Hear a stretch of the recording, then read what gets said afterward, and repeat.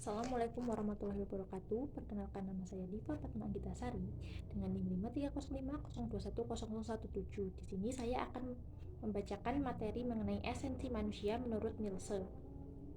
Filsafat Nietzsche adalah filsafat cara memandang kebenaran.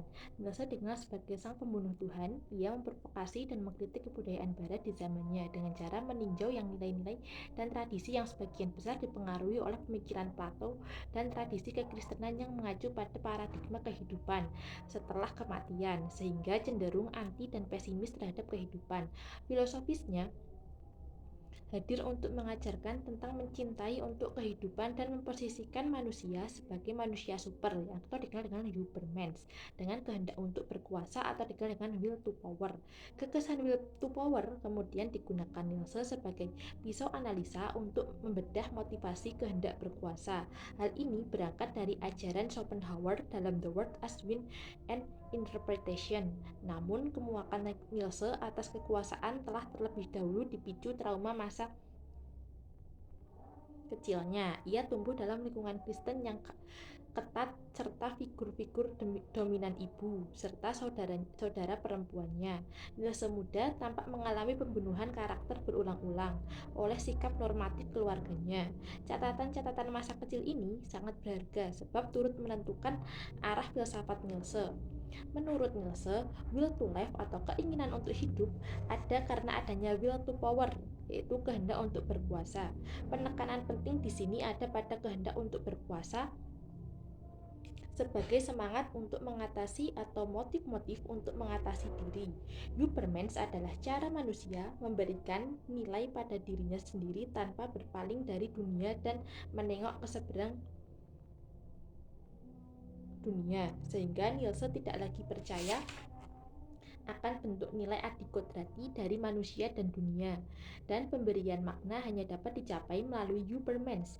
Übermensch merupakan suatu bentuk manusia yang menganggap dirinya sebagai sumber nilai. Jadi Übermensch tidak pernah menyangkal ataupun gentar dalam menghadapi berbagai dorongan hidupnya yang dahsyat. Nietzsche juga percaya bahwa dengan berhadapan dengan konflik, maka manusia akan tertantang dan segala kemampuan yang dimilikinya dapat keluar dengan sendirinya secara maksimal. Manusia haruslah bersikap jujur terhadap dirinya dan selalu bersikap inovatif. Tujuan utama dalam Übermensch adalah menjelmakan manusia lebih kuat, lebih cerdas, dan lebih berani. Dan yang terpenting adalah bagaimana mengangkat dirinya dari kehanyutan dalam masa.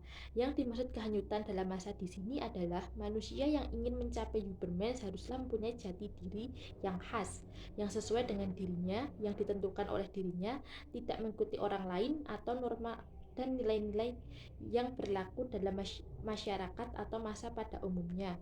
Manusia harus berani menghadapi tantangan yang ada di depan mereka dengan menggunakan kekuatan sendiri. Jadi dapat diasumsikan bahwa sejak semula manusia tidak menyadari dirinya sebagai aku. Pada awalnya, hidup manusia tidak dapat menjalankan kemanusiaannya. Pertumbuhannya berjalan dengan proses sampai pada waktunya ia bisa berpikir dan berkehendak atas inisiatif sendiri. Hasil inisiatif haruslah mengarah pada pikiran-pikiran yang tinggi. Menurutnya, konsekuensi logis perbuatan seseorang harus beranjak dari nilainya sendiri tanpa intervensi dari kekuatan lain. Dengan demikian, manusia mampu memegang kendali penuh atas hidupnya. Sekarang saya akan mereview materi tentang esensi manusia. Esensi manusia menurut Nietzsche. Filsafat Nietzsche merupakan filsafat yang fokus pada cara memandang kebenaran. Nietzsche juga sebagai sang pembunuh Tuhan dengan memprovokasi dan mengkritik kebudayaan Barat pada zamannya dengan cara meninjau ulang nilai-nilai dan tradisi yang sebagian besar dipengaruhi oleh pemikiran Plato dan paradigma kekristenan yang mengacu pada paradigma kehidupan setelah kematian.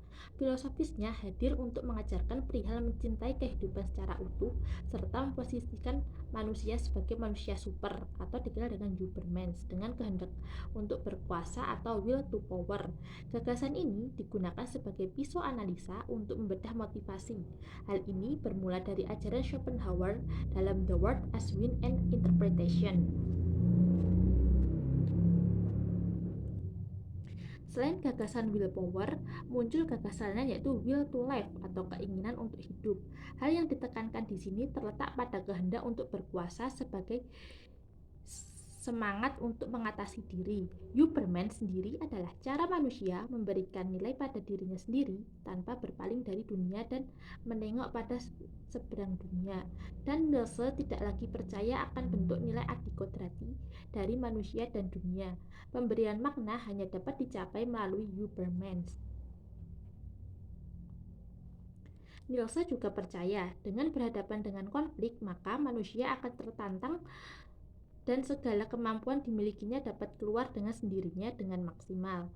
Manusia haruslah bersikap jujur pada dirinya dan selalu bersikap inovatif. Tujuan utama Übermensch sendiri adalah untuk menjelmakan manusia lebih kuat, lebih cerdas, dan lebih berani, serta yang paling penting adalah bagaimana mengangkat dirinya dari kehanyutan. Kehanyutan di sini yang dimaksud adalah manusia yang ingin mencapai Übermensch haruslah mempunyai inti dari yang khas, yang sesuai dengan dirinya, yang ditentukan oleh dirinya, tidak mengikuti orang lain atau norma-norma yang berlaku di masyarakat.